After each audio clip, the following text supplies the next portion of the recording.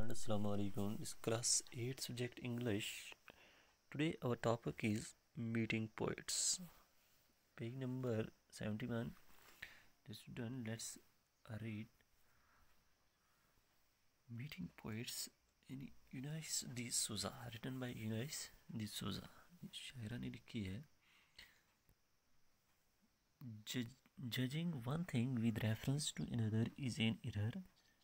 Mere appearance of people should not mislead us about them, particularly poets. They may look shabby or behave strangely, but their poems may be great works of art.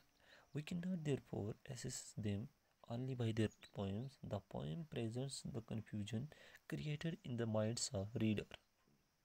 By reading the works of the poets with reference to their profiles or personality,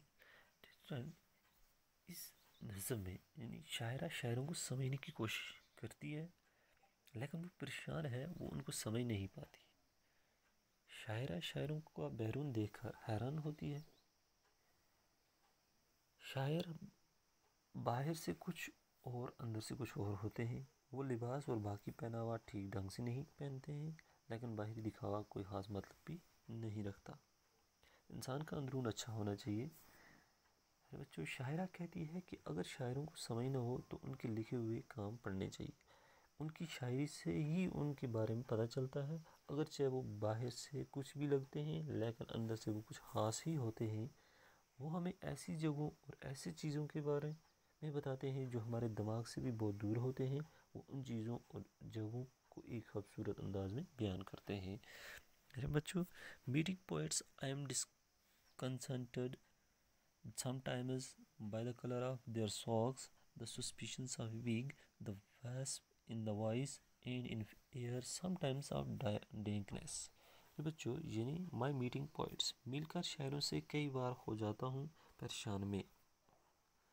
उनके जुराबों के रंग से, बालों की नकली wig होने के शक से, उनकी आवाज़ कड़वाहट से और कई बार गीलेपन के एहसास से, यानी at in air sometimes of dankness, गीले के एहसास से। Best to meet in poems cool speculate shells in which one hears is said but distant C.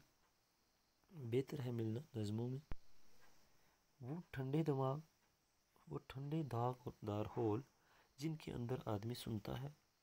In which one hairs, एक उदास लेकिन दूर के किसी समुद्र की आवाज़। इज सैड बट डिस्टेंट सी, एक उदास लेकिन दूर के किसी समुद्र की आवाज़। उसके बाद ग्लोसरी है, डिसकंसर्टेड मीन कन्फ्यूजन, घबराया हुआ, परेशान होना, घबरा जाना। उसके बाद है विग, दूसरा वर्ड है विग। विग का मतलब है बनावटी बालों की चोटी, ठीक है, बालों की चोटी। कवरिंग ऑफ आर्टिफिशियल हेयर विच है बाल्ड वेयर्स। वास्प का मतलब है जंबूर, भेड़, ठीक है, यानी शायरों की ज़बान में कड़वाहट, एक जहरीला कीड़ा वास्प कहते हैं। इस sitting insect hair bitterness in the speech of the poets. Air means माहौल, हवा लगवाना, आदत देखना, यानी मैनर्स एंड अपीयरेंस। डेंकनेस का मतलब है गीलेपन का एहसास। डेंकनेस का मतलब यानी ना खुशगवार भी हम कहेंगे, अनप्लीजेंट। स्पेकुलेट का मतलब क्या है? स्पेकुलेट मीन दागदार, ठीक है, दागदार करना, यानी कवर्ड विद स्पेकल्स,